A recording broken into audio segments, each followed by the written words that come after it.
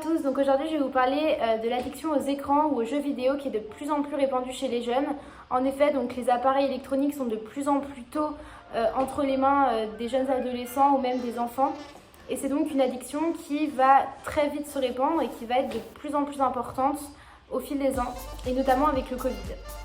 Donc déjà, il faut qu'on différencie un peu le plaisir d'être sur les écrans, le plaisir de jouer aux jeux vidéo ou ce genre de choses.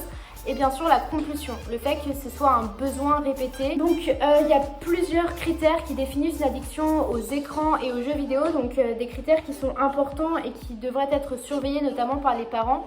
Parce que bien sûr, même si ce ne sont pas des addictions qui sont aussi graves que les addictions aux drogues ou à l'alcool, etc., ça reste des addictions quand même, et donc c'est à surveiller.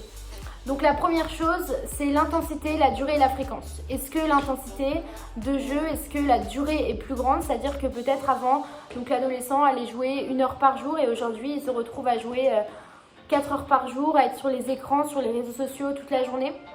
Au final, ce sont des choses à contrôler. Le Covid, aujourd'hui, on est beaucoup plus chez nous, on est beaucoup plus sur les écrans parce qu'on s'ennuie. Par exemple, avec les cours en ligne aussi, c'est plus compliqué de rester concentré. Et donc, ça va augmenter bien sûr notre temps d'écran et c'est très mauvais pour nous.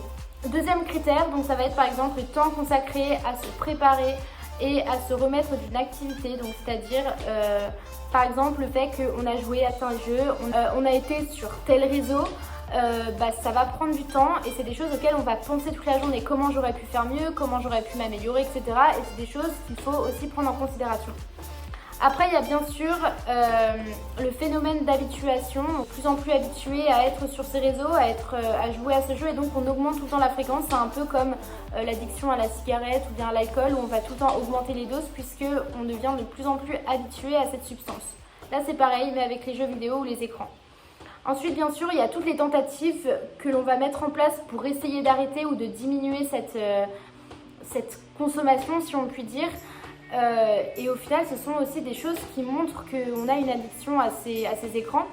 Donc par exemple, des personnes vont supprimer certains réseaux sociaux comme Instagram pour limiter leur temps, et au final, ils vont se rendre compte que ils savent pas ce qui se passe dessus et ils vont réinstaller l'application quelques jours plus tard ou quelques heures même parce qu'ils sont incapables de s'en passer. Et ça, c'est une forme d'addiction qui est assez importante et très répandue.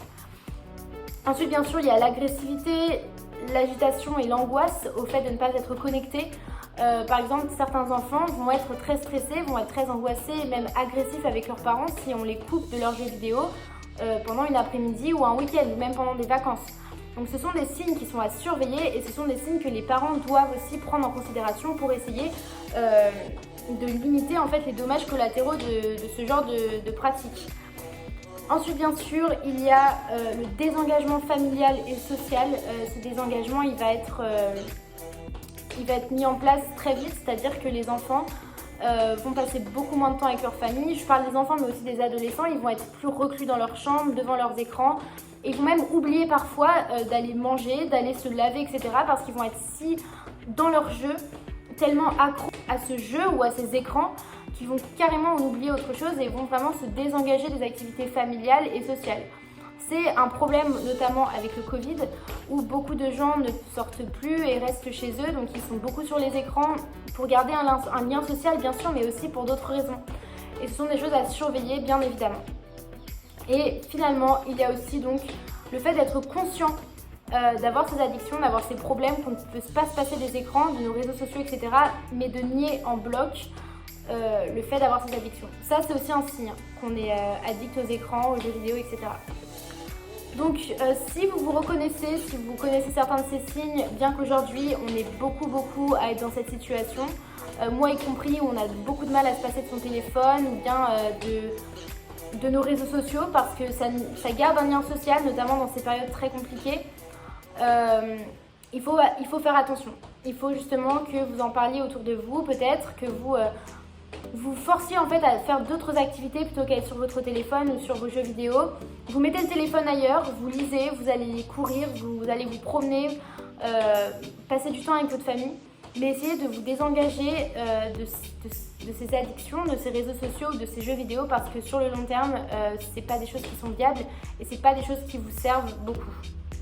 Donc voilà, j'espère que cette vidéo vous aura plu et qu'elle vous en aura appris un peu plus sur cette addiction aux écrans qui est de plus en plus commune chez les jeunes, mais aussi chez les jeunes adultes.